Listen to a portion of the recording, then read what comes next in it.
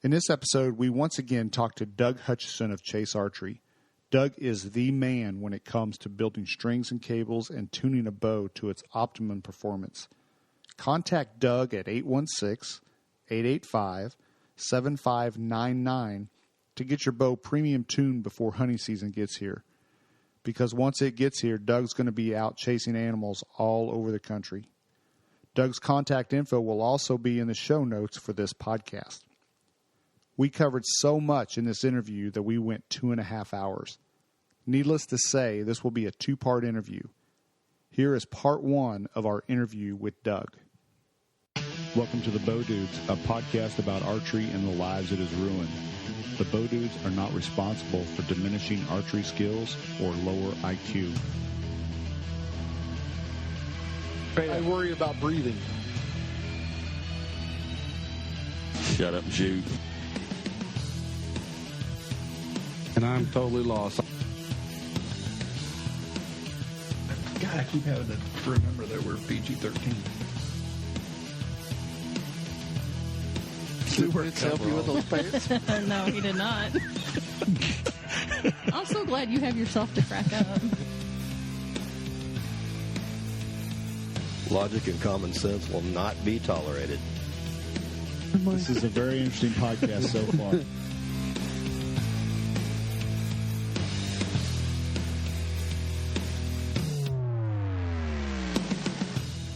All right, welcome back to another Bowdudes podcast. We're here tonight in Pib's Dojo, and we very graciously got Doug Hutchison to come back tonight because we kind of messed up his last podcast. I thought it was Gary. It was Gary, but I didn't want to say Gary. I didn't want to throw him under the bus. So, but yeah, it was Gary. The only thing he did was he plugged, instead of line in, he plugged it on line out. So the whole podcast was recorded through those 2 little speakers right there on this recorder. So he kept saying I couldn't get it. I was texting him, turn up the gain, turn up the sound, because it's not working. I couldn't figure out what it was, but we figured it out now. So, but Doug, thank you for coming back tonight. I appreciate it very much, very much. So we're going to start off like we always do, and what we did in archery this week. And Doug, why don't you go ahead and go first? This week in archery, I guess if it counts, I went ahead and bit the bullet and got a New Mexico landowner elk tag this year. Got tired of not drawing. In 18 years, I've drawn 2. Had to turn one of those back in because of an injury, and realized that I'm not getting any younger and they're not getting any cheaper. So I went ahead and bit the bullet on that. But outside of that, I worked on a bunch of different bows. That's about it. Yeah. Are you going to try to step that down now as we get closer to hunting season, or do you do it all the way through hunting season? Well, I'll do it up until I leave for out west, and I'll tell people, and if I know you got something, I'll make sure I'll work a lot of crazy hours leading up until then, but when I'm gone, I'm gone. Yeah. And I can't fix that, and I'll be the first one to tell you, don't call me in late October or November either. That's kind of selfish. I know. I like it. So, what about you, Pib? I've been judging targets for about, ever since London. Barb's been setting about 5 or 6 targets every night for me. Yeah? Yeah, she's got to crack the whip and make me get up and go out in the heat to do it, but I do it. It's been going well, though. I mean, how can you not know what the yardage is in your own backyard? You shoot every day out there. You get the same because trees. she's mixing everything up. And I'll show you here in a little while.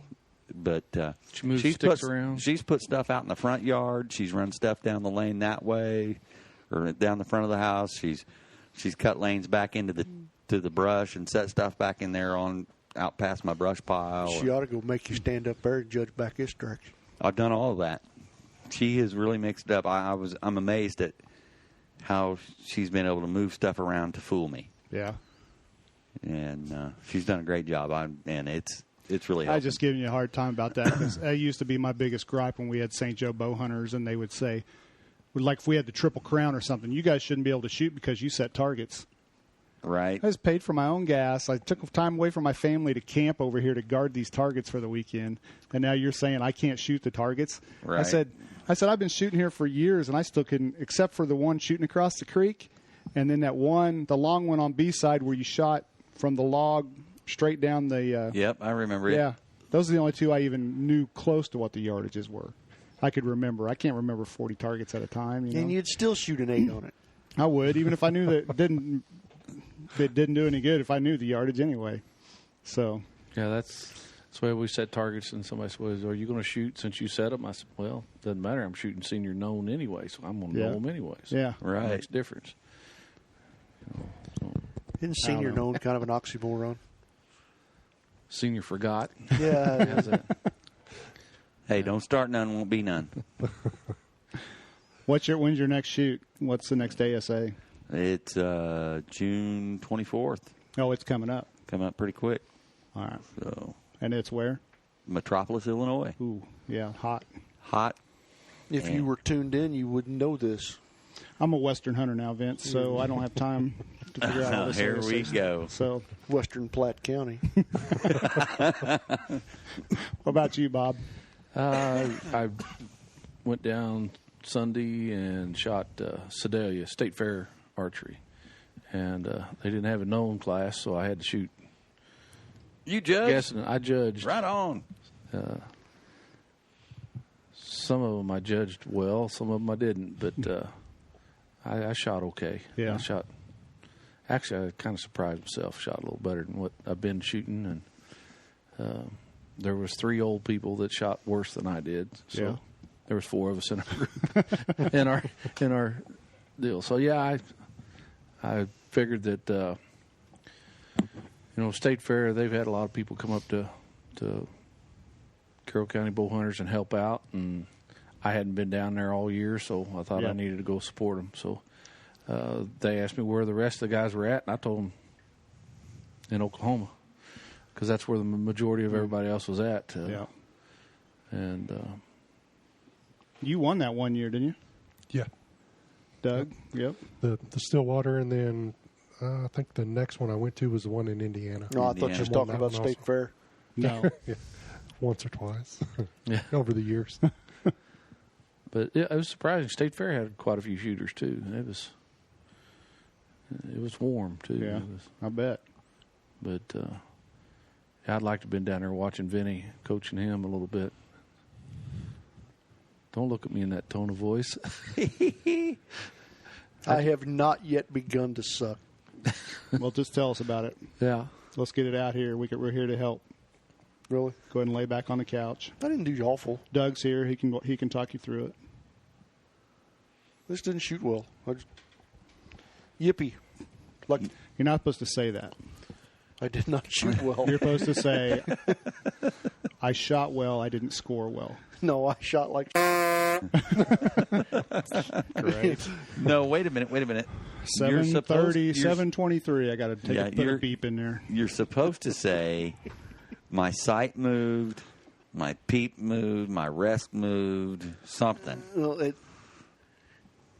where'd we go? Augusta, I had an excuse. I set my sight wrong. Kentucky, I had no excuses. Shot the exact same score I shot at Augusta with a 0. Ooh. So, I mean, it's been a struggle the last 3 weeks. We got to find a way to make it fun for you again, Vinny.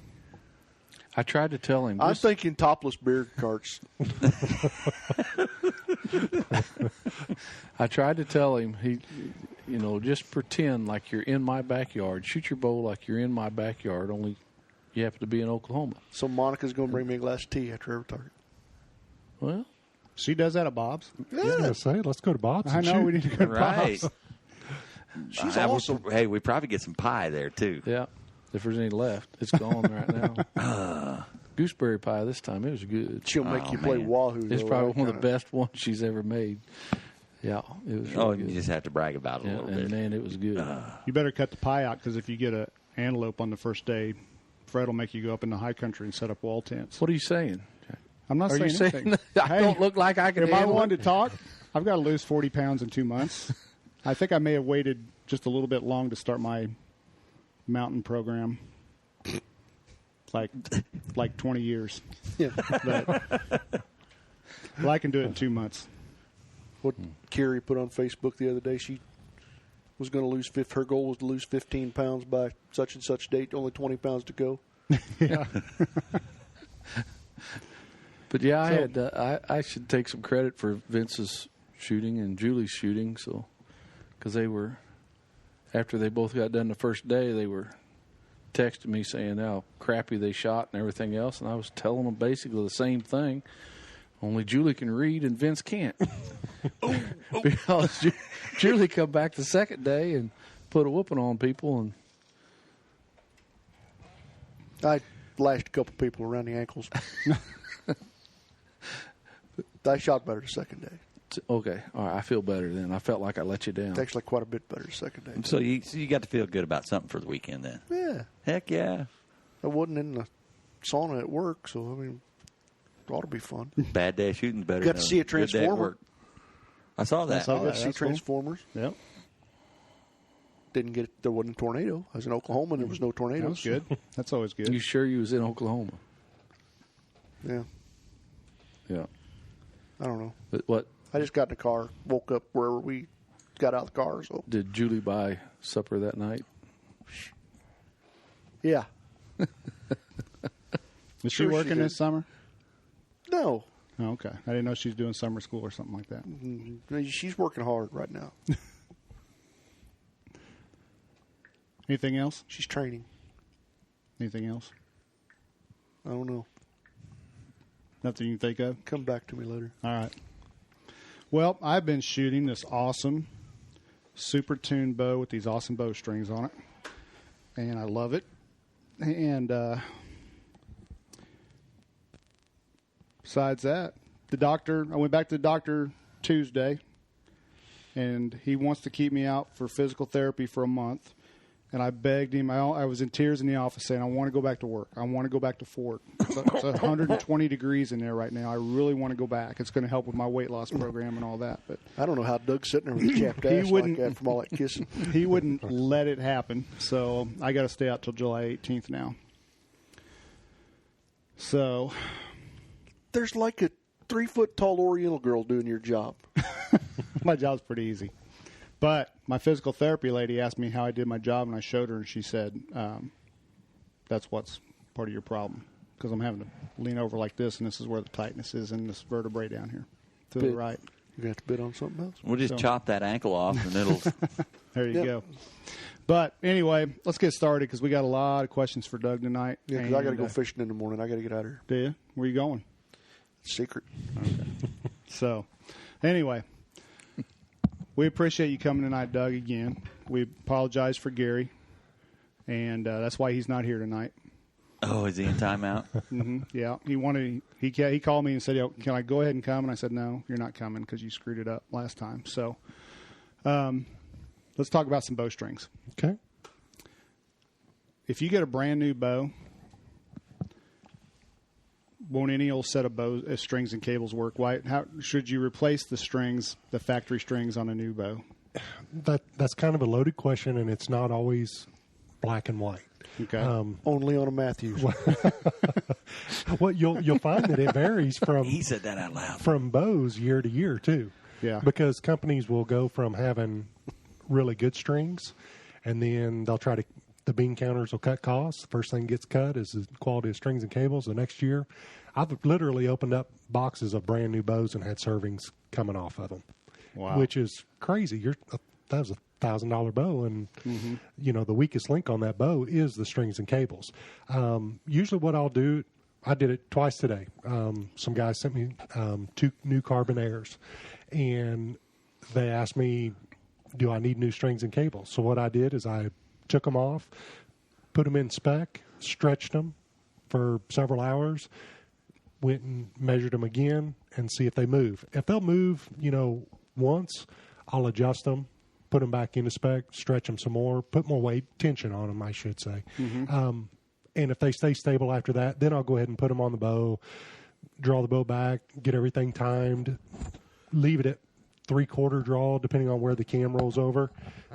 Put some tension on it and keep it there. And then if it continues to creep, I'll do that about twice and I'm done, because it's not going to settle. Right. And that can vary from one set to the other. It may have got built on Monday or a Friday, and Just you never. Well, that's just it. Just like Ford, yeah. When they do that Shouldn't many, have said that. I understand how it happens, but Yeah. but it does happen. I'm not out there to to necessarily always build you a new set. If Right. you got a brand new bow, that's crazy. I'll tell you, some bows, Elite comes with Winner's Choice. On average, those are really, really good aftermarket, factory strings. Right. Some others, not so much. I know I've seen Hoyt. Some years are really good. Other years, I wouldn't. Yeah. And the thing is you can send me that new bow. I'll stretch them. I can't guarantee that they won't move because Right. I don't, I didn't build them. But I'm not always going to tell you need to get a new set whenever you buy a brand new bow. But also that's the weakest link. I can guarantee you the others won't move. These we'll do the best we can. And if you don't want to drop that extra, I totally understand. Right. And you really shouldn't have to. Sometimes you need to, though. And that can vary from cam system too, because some bows are a little more finicky than others.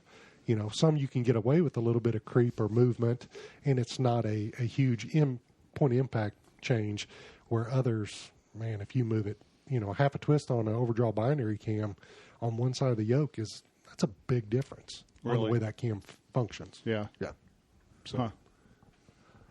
Well, once again, I'm a week out from going to a national event, and I still don't have. Well, I know. When we talked, I said, "Give me your bow, and I'll build them I know. exactly how you want it." Because I think you got it shooting good now. I'm And afraid to touch it, to and be that's quite just honest. it. That's one of those. Are you shooting factory strings? Yes. Yeah, I know the winner's choice because you're shooting Elite, right? Yes. yeah. And they're good, and the material that they're using, and I've built out of that, and depending on what a person wants, I'll build out of X, and I'm pretty sure that's what those are. I know in the heat, I've seen them move a little bit more, but that cam's not. It's not as finicky as others. It definitely you'll notice it, but it'll be a straight up or down usually Right. issue, and that's add a little bit to your tape and you're golden. Rock and but roll. I'm a person that if I have to change anything, then it starts chipping away at your confidence, and it's just not worth it to me. How does heat and cold affect bow strings? Different materials it affects differently. The cold, I've seen it. I can put it on a gauge, and I open up my garage door in the wintertime, and I can see certain materials. I mean, it's moving substantially, and depending on how long your string cable and everything is, but it can really change. Other materials get spongy whenever it's hot.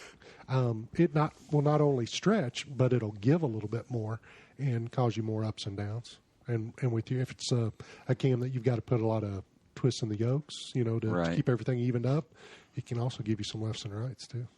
Well, I've heard of some famous guys, and you guys jump in. I don't mean to be doing all this, but I've heard of some famous guys talking about strings, putting them out in the sun. I've heard Randy Ulmer say that, putting them out in the sun and melting the wax off of them. I'm not gonna. I mean, I'm not. I'm not gonna. Randy's a great guy, and he's been around a long time. Right. Well, you guys can have different opinions. And that's just it. And that's what I want to get at. There are a lot of different ways to do things. I don't want to ever have to worry about my bow being out in the sun. Okay. So I'm going to build it out of a material that I don't have to worry about it changing. I don't think wax is a major problem. I take the majority of the wax out before I build the string whenever I'm building it. So there's not a lot of buildup in it, and there's not a lot of wax underneath the servings. So that's not going to be an issue. But just waxing your string, I don't think that's a good thing. You can put too much, but I don't know that burning it off, or I think part of what he's doing is seeing how it reacts in the heat and lets everything settle in. Because if it's a newer set and stuff like that, sometimes that first heat and certain materials will react different to the heat. And he lives down in Arizona, and I've taken bows. I went on an antelope hunt, and I had a rigging set out of 8125, and I really liked that material, but it didn't like the heat, and it on certain cam systems it would have been a nightmare. So I've heard of people. I talked to a guy that said he did this with his bow, had new strings on it and whatever, and he took it and put it out in his trunk, in a case, put it in his trunk of his car so it'd get hot, and so it would seat in. I think that's a terrible idea. I think no matter of fact, I promise you, it's a bad idea, and more so than what the damage that it's doing to your strings and cables, it's what it's doing to your limbs. Yeah. That's terrible idea. I would highly recommend not doing that. Do you wax it when you're out on a hunt? Yes, I do. Does it affect it any? I've never seen a point impact difference. Okay. And it depends on where I'm hunting. You know, if I'm out in Arizona where it's super dry and stuff, the material that I like and I build the majority of my stuff out of is 452X. It just doesn't move. It doesn't seem to react to the heat. It can, but I don't see it moving. Mm-hmm. But it will fuzz out. And in that dry climate out there, I tend to wax mine a little bit more. If I know I'm going to go, say, Kodiak Island on a blacktail hunt, it's going to rain every day. I'm going to wax it every 3 or 4 days because now my string's basically waterproof. It's not soaking up that water. Because if you let your string get dry and then you shoot in the rain, you'll see guys at 3D shoots all the time. It starts raining and they start dropping out the bottom big time. And it's because the string's soaking up moisture and it's causing weight added to the string, right. And then you start having point impact changes. So So if you had can wax too much. Right. You can glob it on there and it can collect dust and it can break down a string. But I would rather see somebody, that's a rare deal. Usually when I see somebody putting too much wax on, they're waxing their servings and then it's getting in the cam grooves and collecting dust and breaking down stuff. That was another question. Should you wax your serving? No, just wax the string part. Yeah, just wax the string material. The serving is protecting the string underneath it. Okay. And, you know, every once in a while, depending on, you know, if I've been shooting a lot with a heavy coat and I am getting a little bit of slap, I might put a little bit on my center serving, but I never put it on my cam tracks or cables to where it's getting into your cam. So if you're at one of these shoots, an ASA shoot or something, and you know it's going to rain, you would wax your string? I would wax it. Usually, like if I'm going to travel to go to a shoot, I'll wax it before I leave. Mm-hmm. And I'm not going to wax it when I'm there. I mean, I may take it, and if I know it's going to rain really hard, I'll look at it, and if it looks like it's dry any at all, I might put a coat of wax on it. Right. You know, before it starts raining and stuff. But well, what if you're shooting in the rain? If your string's waxed, should you get up there and like flip the water off of it a couple times before you shoot, or will that matter after that? Yeah, I would. Yeah. Yeah, and okay. You know, if you're depending on what kind of, if you're, you know, tournament wise, most people aren't worried about string silencers. But if you're, you know, shooting certain types of string silencers, they collect a lot of water, and it can really make a big difference. It's adding weight to your string, and some bows react differently. Some arrow weight setups will react differently to the weight on the string. You know, if you're shooting a super light arrow, usually that's when I see a bigger point of impact change because that arrow's not absorbing as much as the energy, and then you put that weight onto the string, and it's causing a bigger variance. I see. That makes sense. Yeah. What wax do you recommend? I've been using BCY ML6 for years. It doesn't go on quite as smooth as some of the other high silicone content waxes, but I don't have to wax as often. You know, there's a lot of really good stuff. The Brownell makes a pretty decent wax. I've used some of the strengths, and I've what's the Scorpion? Yeah, I've used that, and you know, I've tested several, and I've just really gotten along with the ML6 really well. What about the old? It's about 30 years old. It's the old Bear beeswax. You know, that works not quite as well, and it is heavier, and it doesn't soak in quite as good, depending on the string material. On a lot of the newer materials, I don't use it as much. I do like to put it on the D-loop ends, and it really locks it into the serving. Oh, yeah? Yeah, okay. That's a trick. If you got a D-loop that's spinning on you, put a little bit of beeswax on it and lock it in. Okay. And it'll really... Because I've got about maybe a sixth or a fifth of a tube left, and I bet it's got to be 30 years old. And it lasts forever. It will stay on a string longer, but I have it and I use it for certain things, but I don't put it on my strings anymore. If I buy a bow from Bob, how often should he have put new strings on it before I buy it?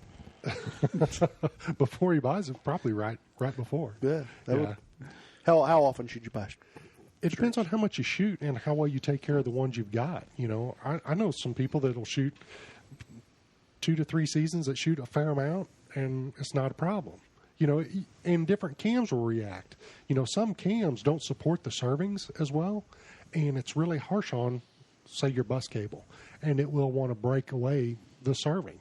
And that's one that I would be replacing probably if you're not getting a year out of them, I don't care how much you shoot, you're either not waxing it or something else is going on. How about if it's just like a wall decoration like Jack's bow? How often? 5 or I'm 6. replacing mine every year. Well, I can attest to that because here is the very first string that Doug ever built me. And I cannot tell you how many shots have been through that string right there. But you can still, for our tens of listeners, if Jack was videoing, You need to paint a picture with your words. they could I'm gonna work on see that. they could see that the serving has not been torn up at all. Its string's not fuzzed out in any way, shape, or form. And I had zero trouble with them. The only reason I changed them was because I wanted a different color. I'm surprised you own a bow long enough to wear a string out. Yeah, you switch like weekly anymore. It's like that, isn't it? It was there. I thought I saw. Man, that was a double nut tap right I there. saw. It's like that, huh? What was that string? Let me ask you a question, I saw Jack. UPS delivering a prime box when I drove up there a minute ago. So Hey, Jack, yeah, how's that Victory 39 treating you? That was for Victory Barb. 39. I don't know what you're talking about. Uh-huh. Not sure what Yep. you're talking about there. Pib. What bow those strings come off of? Those came off of a 2007 Pro Elite with C2s. C2s. And they were great. I mean, he put them right. I had built the bow out of a set of cams that I had and a set of limbs that I had with some mix match strings that I had, and got it shooting how I wanted it. Took it to Doug. He matched what was on it. And when I got the bow back, it was 4 clicks to the left and half a yard to my sight tape, and it was right back where it was. So I was totally impressed. So when Bob buys me new strings, should he get cables too? Yes. And I don't mind telling you that I was like a little kid who'd lost his puppy that week waiting on that bow to get back. You know, So where's I that- work on where- my own stuff, and Where's it at now? it's long gone. He's had 3 dozen bows since.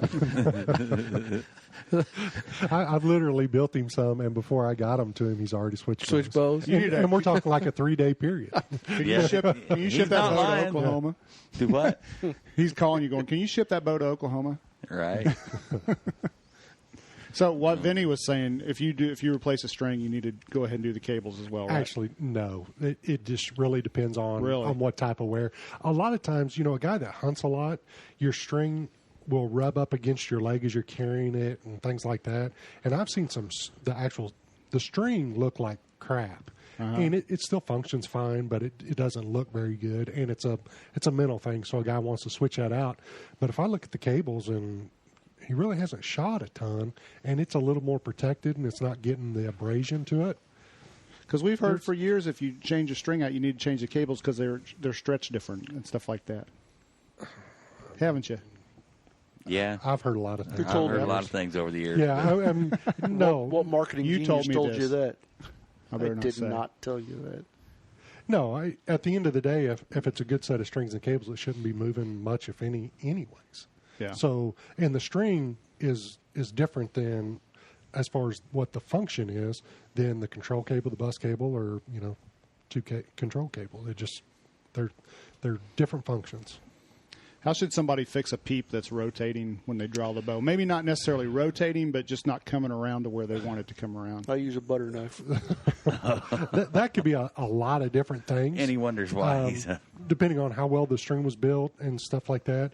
Usually the first thing I do if somebody comes to me and they've got a string, say if they got a new PSE and they had it set up somewhere and the peep's not rotating. The first thing I'll do is I measure it where it's at, and I'll do it from, say, the top of the arrow knock to the corner of the peep, and I'll mark it, measure it, write it down, take the peep out, have them shoot it 5 or 6 times. I'll cut the servings that are holding the peep in so it frees up the twist. Usually what will happen is when a bow gets set up, the shop will put a peep in, and then they'll have you draw it back, and you're like, no, it's not. It needs to go up or down, one way or the other, and they'll just push it up or down, and that loads the string. It's changing the twist ratio, and that causes them to twist. If it's a well-built string, even if it's like 1/8 of an inch or so. Yeah, it doesn't take much. So when you would need to move your peep, you need to put it in the press, take it out, and reset it. Well, I will slide it up to where it needs to be. Yeah. Like if you bring me your bow and you want to adjust your peep, we'll free everything up. We'll move it to where it needs to be, and then I'll mark it, measure it, take it out, have you shoot it a few times, get the twist back to where they need to be. Sometimes I'll even varnish it, which is basically wrapping a soft material. I use masonry line, wrap it around. I'll try to load the string back to where it puts the twist where they belong, and then we'll put it back in exactly where you want it, double check it, and you'll see that it'll straighten up really quick. I don't think there's very many people that do that. No, there's not, because it's time consuming. Shops don't have the time to do that's money. Right. At the end of the day. And therein lies the reason you go see Doug. That's right. Well, and I'm not bagging on pro shops at all, because they are a retail shop. It's get it in the door, get it out the door. They make their money whenever you walk in the door and you say you want to buy something. From that time on, as soon as you say you want to buy it, every second after that is margin lost. Right. So, Speed knocks. speed knocks. Why? How do they work? Why do You they need to work? read the question. I'm trying to make you look good here, and you're not reading the question how I have it written. I put a lot of work in this while I was sitting in front of the fan and the air It's conditioning. because you have it written stupidly. Bailiff. Why do they work? How do you know how many to put on and where to put them on? That's a good question. But Not- it's rote. not speed knocks, go. It's dumb how you rev it rote. That's not This is more of an ad lib thing. We don't want it to sound like Meet the Press or something. You don't have to take that, Jack. Hit him with your purse. Okay, that's kind of a loaded question for one, and it's not. And How come all you'll my hear questions me, are loaded Well, questions? because in I don't want archery, this to there's be an aggressive interview. there's not a ton of black and white in archery. I mean, Yep. there is, but there's a lot of gray, and there are a lot of different variables. Speed knocks, that's pretty open ended, because it depends on. It'll vary from cam to cam. It'll vary on your draw length. The main thing is the arrow setup. That's really going to dictate it. Whenever you get, say, a PSE, it's got a wad of knocks on it. I can tell you that was probably designed around a 30-inch draw, a 70-pound bow, and a 350-grain arrow, because they want the highest number they can get. And I will tell you that, say, with PSE, I have found that whenever it's that exact equation, that's probably the most you're going to get out of that bow and that string. You can move them anywhere else, Really? and you're not going to get much, if anything, more. Matter of fact, you're probably going to lose. Now, change that to a 29-inch draw. Now you've changed a variable. Change it to 60 pounds. Change it to a 425-grain arrow. That's when it really changes, because it affects the way the dynamic of that cam comes together, the energy that it's taking up, the arrow is taking up from the string. And, if I get a bow from a guy, if I'm selling a set of strings to a guy in Utah, I'll build them and I'll put those speed knocks to factory specs, and they'll go out the door. If you send me your bow and I know speed is a concern of yours, you're trying to get everything out of it that you can, I'm going to start out with nothing on the string, and then I'm going to play and move those knocks up and down, different variations, different numbers, and try to find the sweet spot in it to get the most out of it. And I've seen that be up to 12, 13 foot a second. Really? Yeah. Yep. 1 or 2 foot a second, honestly, it's not that important. I mean, I'll strive for everything I can get. 1 to 2 foot a second, honestly, you're probably better off not even having them on there. It's not because just the way you pull into the cam on different cams can make that big of a difference. Yeah. But if you're trying to get everything out of it, you've got to move that up and down So to you see can the get up to sweet 12 spot. feet. Oh yeah. Really? Yeah. Wow. I know on some PSEs, if you're shooting a super light arrow and you take all those speed knocks off, it can be more than that. I just don't want archery to be this complicated. I just want you to say you need to put 2 speed knocks 1 inch from the end of the cam. And that's what most people want, but that's not the answer. I mean, and that's So, that's now we basically gotta- what they're doing on whenever they're selling you the bow, they're saying, well, this is where they need to be. Yes and no. It depends. There's a lot of variables. Did you guys have anything else on strings before we moved on to arrows? No, I'm good. Why don't you tell people about what you do when they send you a bow to put a new set of strings on it? The first thing I do is I'll test your bow, and I'll check everything where it's at. You know, if you tell me right now, I really love the way this bow's shooting, kind of like what we were talking earlier. Yep. You sent me yours. You had played with it. You tweaked it. You're the guy that always does his own stuff, which I'm cool with. You know, you do it. You get it where you want it. If you send it to me, my goal is to match everything exactly how you had it before. I'm going to build your strings and cables exactly where you have it, and I'm going to measure your draw length. Before I touch anything, I'm making measurements as far as poundage, you know, draw length, brace height, axle to axle, a bunch of different things. And then I'm also testing it through paper to see how it's reacting. And then I'm going to try to match everything up to get it to exactly where you want it before. Okay. Now, if you don't have that much information, you know, you're like, well, I get a lot of, well, I really don't know.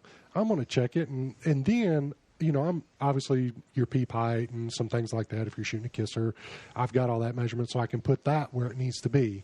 I'm going to put the bow into spec. I'm going to make sure it's timed correctly. And then I'm tuning it to make sure you're getting the best arrow flight out of it. Well, instead of going to arrows next, let's go to bow tuning, because I got a question. And if you don't like this question, I'll take it out of the podcast. Okay. So it's because it's been asked, how much good does it do to tune a person's bow through a shooting machine if they have flaws and they get their bow back, and that's a fair question. Shouldn't it be tuned to them, is what they're saying. Yes, but it depends on how well it's being tuned to them beforehand. Say, Pip, we've been down this road. Yeah, and if a guy has a draw board, a bow press, and some knowledge, I think it's good for you to learn how to do that. I'll gladly sell you some strings and cables. I'll send you strings and cables. I don't have to do your bow. Right. But not everybody has that ability, and very few shops have that equipment or the inclination to do it for them. And that's what I'm trying to do. Right. Now, if you've got a form flaw, say, well, we were talking earlier on your expression. He's pointing at Bob. Yeah, sorry. He said form flaw, and he pointed at Bob. Well, no. The question's about me. But my if name in it. The bows that throw up red flags for me are the ones that I look at, and you know, like I said, there's not a ton of black and white, but there is some stuff that will set off. If you got an arrow running above level, you know, knock low, immediately I'm thinking, why is it doing that? And then I'm looking for contact and some different things. But some people's form will change the way a bow shoots. I mean, without a doubt. How about that one customer that we both had that I fought in here and did everything I knew how to do to make his bow shoot a hole through paper? Yeah. And you find out it's his beard. Well, at the end of the day, you guys, I know you, because I was coming back from a hog hunt in Texas where I took my son. Right. And you were frustrated. He called me. He was buzzing while you were talking to me. He was frustrated. And at the end of the day, I get the bow, and it's so far out of whack because you said, well, we finally got it. And I'm looking at the bow, and I'm like, that don't work. No, I knew it when it left. I knew there was a variable somewhere that was, because this bow was way out of whack. I mean, center shot was way out of center.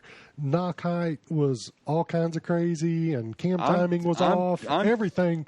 I'm tuning it to his grip, thinking he's doing something in his grip and trying to make this bow shoot for him. Yeah. And when Doug got it, it was all kinds of crazy. And I know Jim was frustrated, and so was the guy that had the bow. And I understand that. So what I did is I took the bow, and I'm like, okay, something else was going on. I don't know for sure what, but I know the bow will work. And one of the problems for me was this was a 70-pound bow, and it was left-handed. Yeah. I can't physically draw a 70-pound bow left-handed and shoot it through paper myself. Right, I'm left-handed. I can't shoot a Hoyt. I can make an arrow go off, but as far as tuning purposes, no, it was just beyond. There was no way. And that's just it. And in your defense, once you start working on something like that with a whole bunch of problems, you try to fix this, and then you move to this, and when you fix this, it messes with this. And well, if I could have just shot the bow, even at a 30-inch draw length, my form's good enough. I could have known whether it was him or the bow just by shooting it through paper. Yeah. So, a long story short, because Jim's got a lot of different variables. Whenever I get one, I look at it. I'm like, okay, I'm going to eliminate all the variables. I'm going to put the bow in time. I'm going to set the center shot where it needs to be. I know that his arrows were good. I mean, it wasn't like there was a spine issue. Nope. I'm overanalyzing it, to be honest. And at the end of the day, I got it to where, I mean, it's bear shaft. It's shooting phenomenal. And he comes over and picks it up, and he shot it. The first time he drew it back, he anchored in, and immediately I started laughing. I'm like, I see what the problem is. He had a big beard, and he was coming in below, and he was shooting blazers, and his beard was getting caught up in the blazer. When he would anchor in, it was causing the arrow to lift off the rest. And you can't get – so you guys were chasing your tail unbelievably, and there was nothing wrong with the bow. Wasn't nothing wrong with the arrows. Nope. There wasn't a form problem or anything else. It was an outside – and if you didn't have confidence in it of the tune and everything, you're going to throw it so far out of whack. And I see so many bows that are so far out of whack because they're trying to get it to do something that you can get false reads sometimes. And you can get it to where it's so far out of whack at a certain distance through paper, it tears a pretty hole, and you're thinking, man, that's the ticket. I figured it out. I've got it. But your groups don't reflect the tune. But when the bow's right, and once again, like the form deal you were talking about, Right. I think you can get away with a little bit. And some bows are a little more forgiving to variations in your form. There are certain models and certain bows out there that it's kind of like picking a wife. Some wives will let you get away with a little bit more. You can't necessarily change it. You know, some bows will not let you do your bad form. You two aren't going to mesh very well. Right. Others will. So what I like to do is I'll put the bow where it wants to be and where I know it will shoot. We can talk about some of your, and if you're dead set on it, I can tune it around what you want to do. Right. But it's not always going to be the best end result, and usually it's not a good match. You just So what called did you my do wife on critical, didn't you? No, I was talking about you. Ben. Not very forgiving. I was thinking how forgiving she was to put up with you. I know that's right. So what did you do? Did you just move the fletching forward, or what? He ended up, move your fletching. He at the time He shaved. he trimmed it down, and he said he was going to anyways. But at the time he was shooting four veins, And it was the middle of the hunting season, though. I'm telling and you, he was had super a bushy. great big old bushy beard. Yeah. And he's left-handed. I'm standing on the opposite side of him shooting. I don't see it. Yeah, and immediately, I mean, it was really raising off, and I knew there was no pinch, because I checked for that, obviously. But the thing is it was not so much the beard was going to be a little bit of an issue. A lot of times, guys with really full faces. One of my best friends, he's got a big round face, and he fights that a little bit. But at the end of the day, Rob, the only thing he had to do was come into his anchor point a little bit different, so the fletching wasn't getting caught in there and lifting the arrow tip up. Right. If he came down like this, brought the bow up, it was pushing the arrow down on the arrow rest, and he'd shoot bullet holes. If he anchored how he had been accustomed to doing it over time, it was causing it to lift up, and it was getting crazy tears. I will never have that problem. It was maddening. I don't mind telling you. Oh, I know. You called it, and you were living, and my son was laughing. And what's bad about it is, I'm one of the guys that if you got a Hoyt that ain't shooting, I know how to make a Hoyt shoot. Yeah. And that's why Rob was here to begin with. And I couldn't make that bow shoot, and I was livid. and then it became he's hammering the trigger. And yes, those things.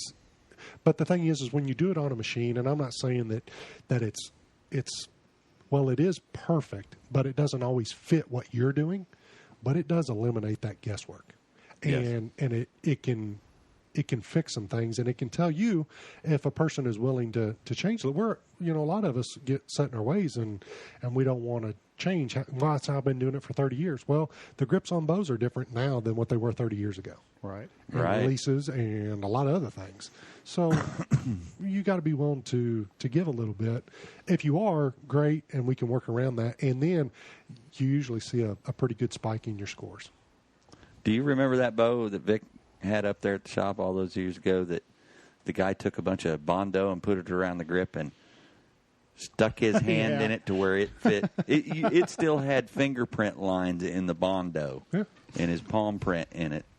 And you know, there are a lot of guys that Rick Welch is a phenomenal recurve shooter. I shot with him up at St. Joe at the Triple Crown years ago, and he's on his recurves. That's how he wants to do it.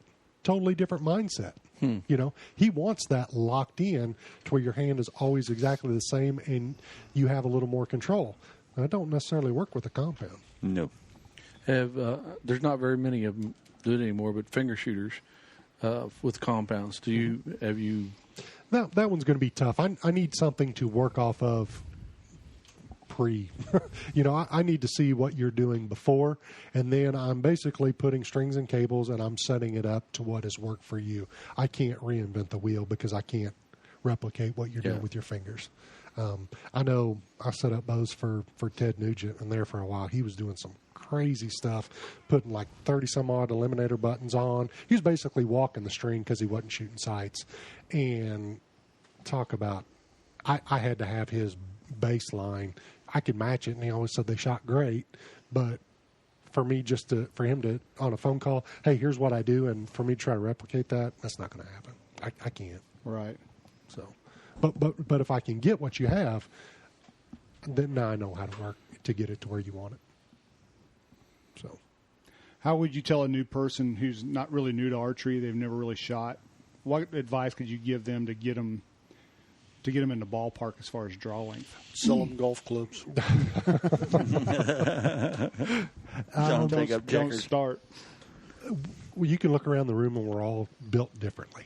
And the width of your shoulders, the length of your arms and stuff. So just because a guy's 6'5" doesn't mean he's going to have a 31-inch draw length. It doesn't work that way.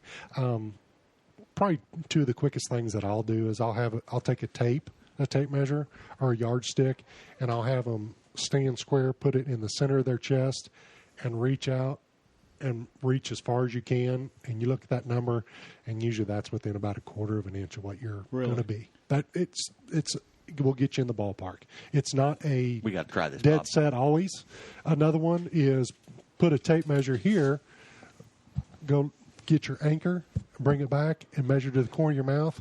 That one's going to be really close saying too. By putting the tape measure there, you're putting it where the put it in the valley of your palm, where the yoke of your thumb and your index finger come together. Okay. Measure from there. But the thing is that one isn't quite as consistent because you can change your shoulder position and your arm position a little bit easier and give you some false reads.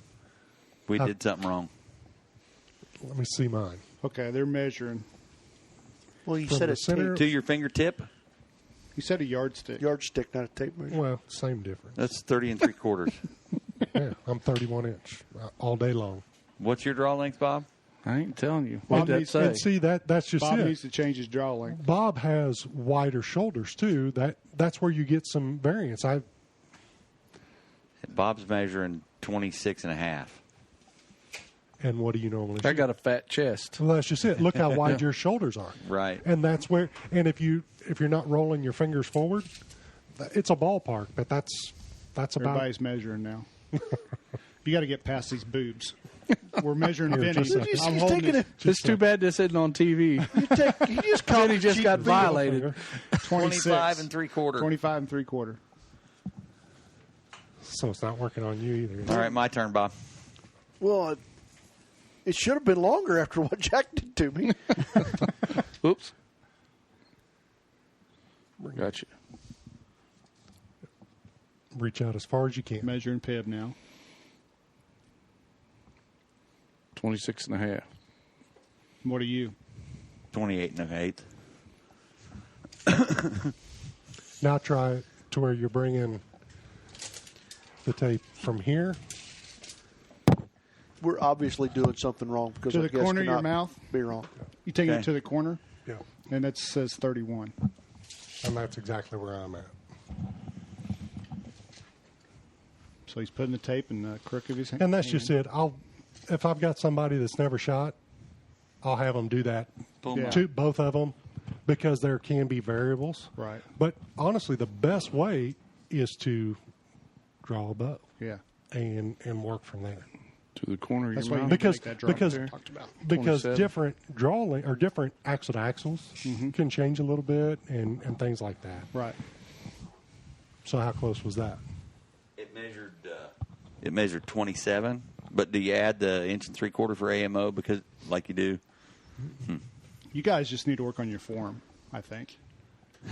That's probably what the problem is. Well, the throw to I can tell you right now that bow's 26 3/4 at the throw to the grit.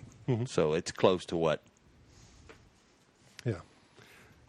I was going to say, you can take the recurves with the loaded arrow that's got the marks on it, and even that, because you've got poundage and stuff to it by the time you get back there, and then you're loading the string because of how you're holding it with your fingers and things like that.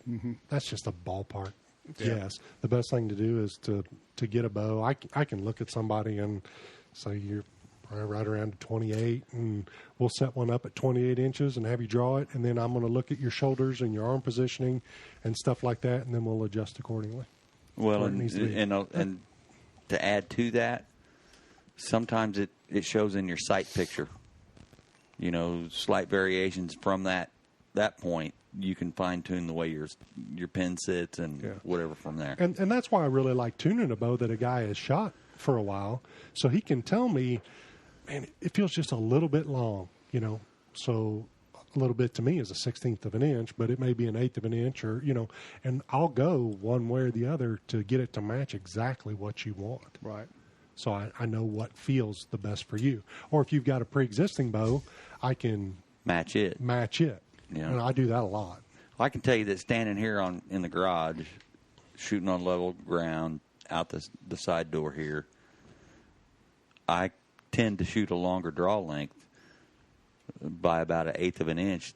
That if I go out to a 3D, that bow all of a sudden that bow feels long to me. Yeah, that's right. So I'll have to shorten it up just for the uphill, downhill, off footing, stuff like that. Yeah, when I shot indoor years ago, I always shot a little bit longer because it held better for me. But Right. everything was controlled.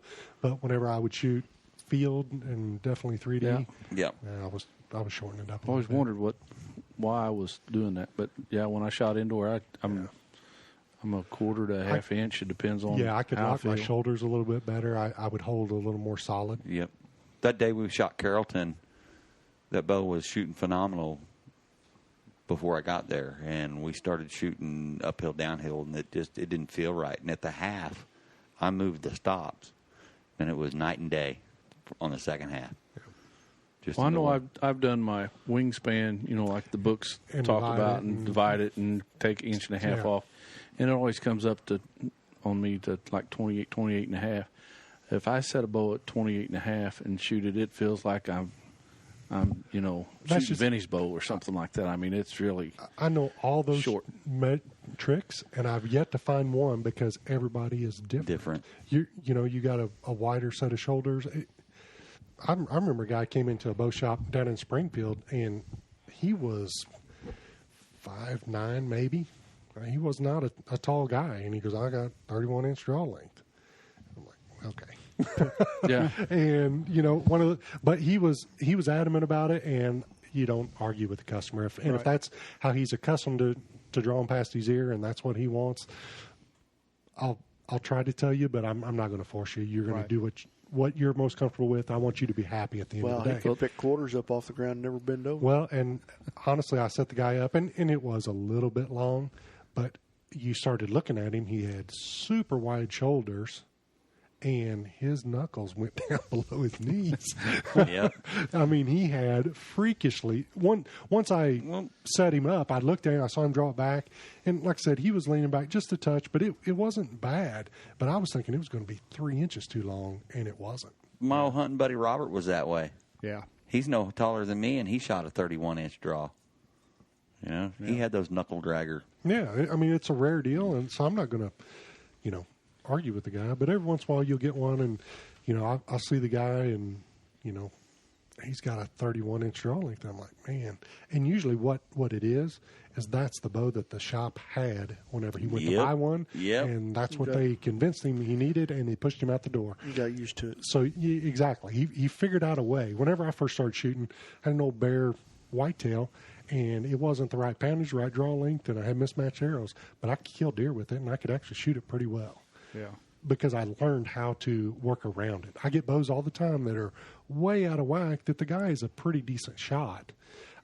What I'm looking for is to put the bow to where it is the most forgiving, and inevitably, 99 times out of 100, the guy will come back and say, it's substantially more forgiving. When I make a good shot, they all land. But when I make a less than, nothing's going to aim and magically put it there.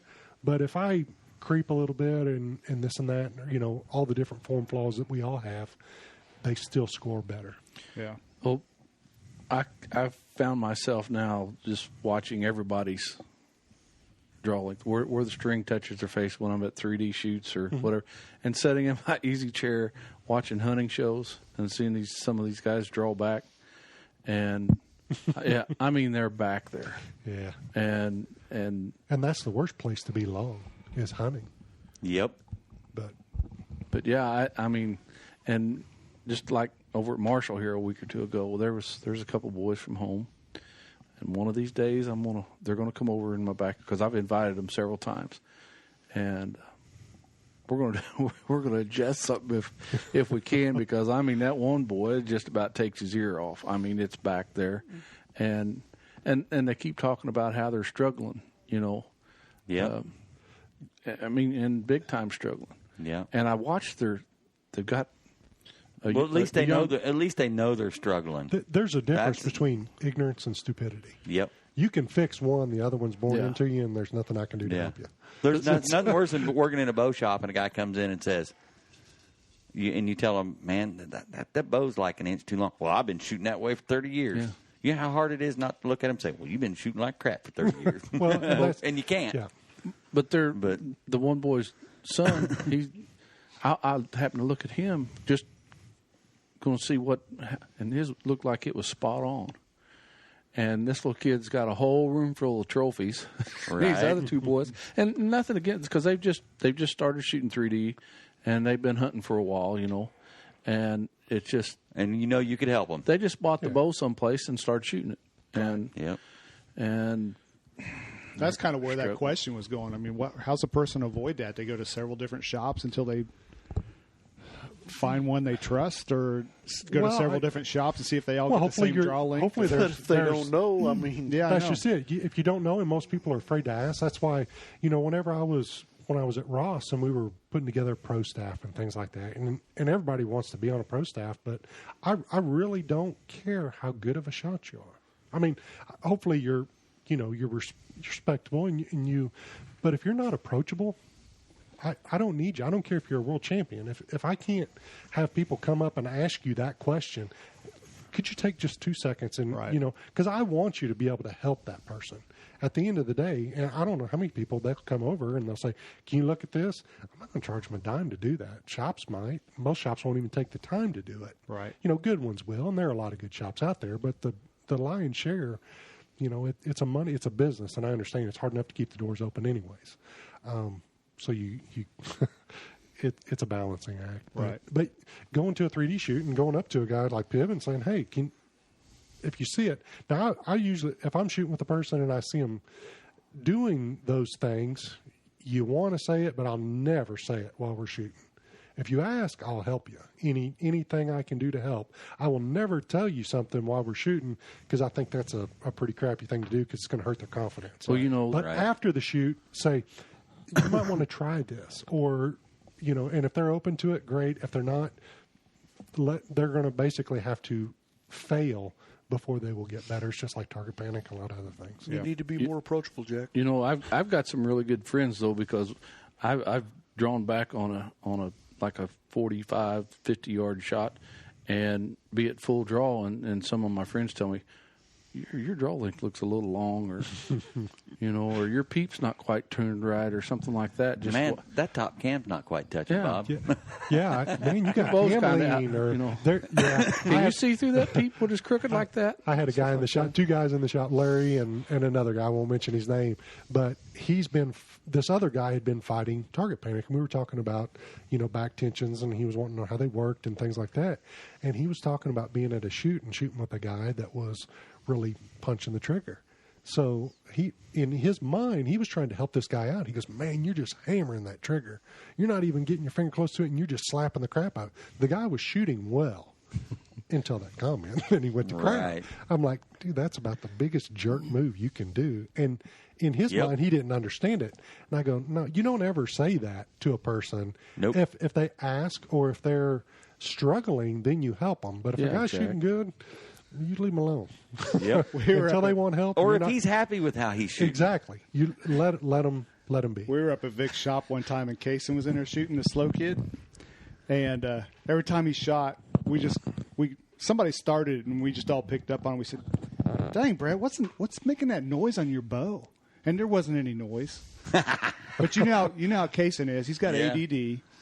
And oh, man. So he went out 3 different times, and finally, he'd come back and shoot again. We go, "Man, it's louder," And finally, Vicky came back there, and she was just cussing us up one side and down the other, and said, "If you tell him his bow sounds like that one more time, I'm kicking you guys all out of here."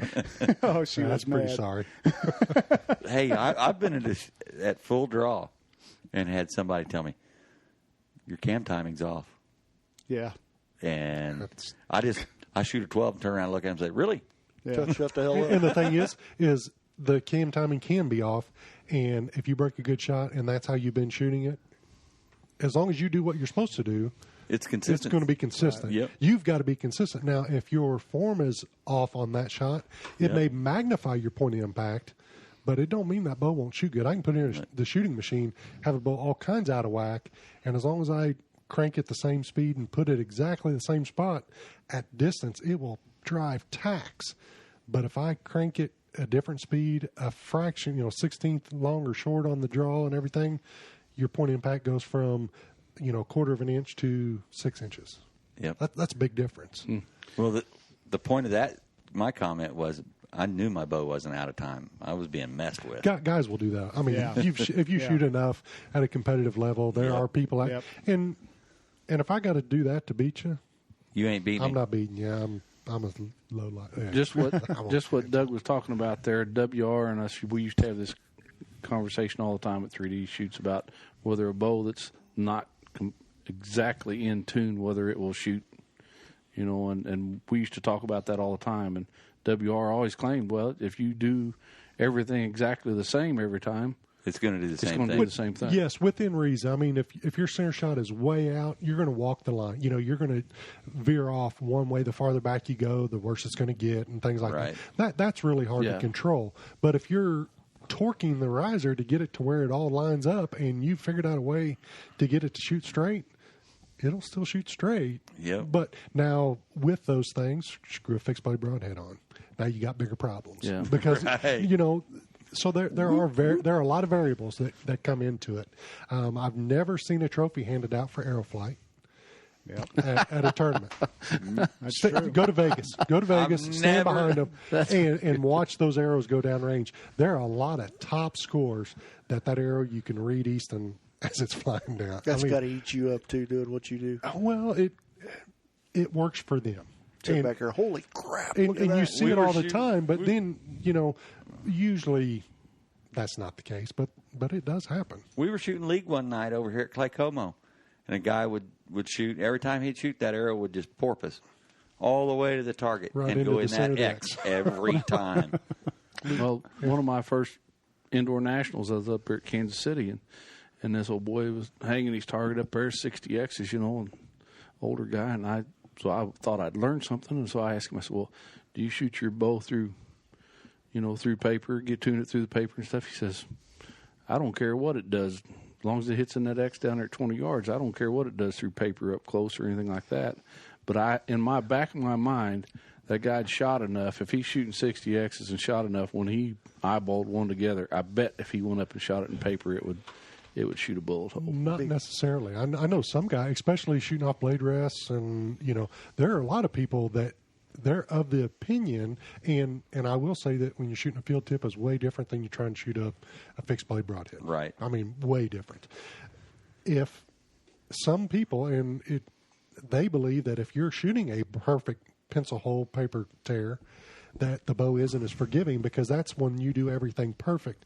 They're looking to tune it to when you make mistakes. So you'll see a lot of, tail high, right or left, depending on what hand you are. That's what shoots and groups the best for them. You kind of I answered agree. my question, but how much do you put into paper tuning, and how far away do you paper tune? Because can't the arrow correct itself at a certain? You bet it can. fit? You can have bad arrow flight, but you put, a good fletching on it with some rotation, good helical, and it'll correct a lot of imperfections. And some bows there aren't very many, but some bows aren't capable of shooting that with the setup that you've got, whether it's an arrow rest problem, as long as you're not getting contact, it doesn't mean the bow won't shoot good just because it won't give you an absolute perfect tear. Some guys, the way they've got their back bars and the weights kicked off, you're causing so much torque in that bow that it won't tear perfect through paper, but it still shoots extremely well. Mm-hmm. Now, as far as distance, I'll start out fairly close, 2-3 foot, but that's just a starting point because that can give you false reads all day long. And then I'll go about 6 to 8 foot, and then by about 10 to 12, it's on the path that it's going to be on, unless it's really bad. But I see so many times people, stand right up at the paper, 2 foot away, shoot it, bullet hole, in shops. And I don't mean to say all shops, but a lot of shops, you'll see that. That's the quickest way to get a perfect tear, get them out the door, and now that person's got confidence. And even if it's not right, they're still probably going to shoot it pretty decent because they believe in it and go on down and do fine. But that's not necessarily, paper can lie to you. So time. do you do any kind of walk back tuning or anything then? Yeah, and with some bows, you about have to. And that's, I've got a target and a trailer and a shooting machine on a platform for a reason because I'll move things, to see what gives me the best reaction. You take, say, like an Elite. It doesn't have a yoke. You can't yoke tune it. And, you're going to have to. You can change shims and do that. And I very seldom have to do that. But, you can. I can tell you firsthand, when I first got that bow at 40 yards, it would hit center of the dot, and I'd shoot it at 20, and it'd be 2 inches to the right. And I ended up having to just tweak the rest just a little bit to get it right back in. But and that could be anything from rotating your cable guard on that cam system, just the fuzz. It could be changing, the arrow spine. It could be changing your center serving because of the way your nocks fit on your center serve. I mean, there are a lot of different variables. So many, people are always looking for a black and white. And I'll read on Archery Talk. You'll never see me post anything on Archery Talk, very seldom. But I'll read a lot. And you can filter a lot of knowledge. But if you don't have a little bit of knowledge, it can get you in a bad way real quick. yeah, you got to sift through the BS to get the good stuff. Yeah, because there are a handful of guys on there. If you read their stuff, I mean, they should be smoking Levi without a doubt. at every shoot, because the way they're tuning in, they'll have you convinced if you can't shoot a bear shaft out of your setup at 50 yards and get it to hit your same point of impact, and then you can't shoot and you don't have a tuned bow. That's, Come on, buddy, let's go shoot. That's so far out of the realm of reality, it's not even funny. And I don't mean to pick on that guy, but and in his mind, that's what he believes. Yep. But that's not the case. Because if we all had to worry about that and shooting bear shafts, and that seems to be the new, and I do tune with bear shafts, don't get me wrong. There's a lot you can learn about your arrow spine, the cam reaction, knock travel, vertical and horizontal. There's a lot you can learn. Riser flex, some of that will show up when you take the fletching off. But it also will tell you a lot more about what you're doing. If I can get it to shoot through like that through the machine, and then I put it in a guy's hands, and he's getting a nasty tear. That tells you everything you need to know. Let's look at your grip. Let's look at your face pressure on the string. There's a lot of different things that could be user error, and not everybody's going to be able to work around that. It doesn't mean you can't shoot well. So if somebody gets a bow super tuned by you and they come, will you work with them a little bit? To be glad to. I always do. Yeah. Yeah. At the end of the day, I want to help. I want you to be successful. I want you to shoot the best you can to be happy, because this game isn't fun when you're not hitting where you want to hit. Right. All right. Because of the length of this interview, we're going to go ahead and cut this off now. And part 2 of the Doug Hutchison interview will be next week. If you need to get new strings and cables, or you want your bow super tuned and ready for hunting season, or just super tuned and ready for the next 3D shoot you're going to, give Doug a call at 816-885-7599 and visit Chase Archery at chasearchery.com, CHASE archery.com. If you need to get a hold of the Bowdudes, just go to bowdudes.com, and at the bottom of the page you'll find links to our email, Facebook, Instagram, and Twitter accounts. You can also go on our Facebook page, and there's a link to the email then if you want to email us a question or tell us how you like or dislike the podcast. So thanks for listening. Tune in next week for the second part of the Doug Hutchison interview. Thank you.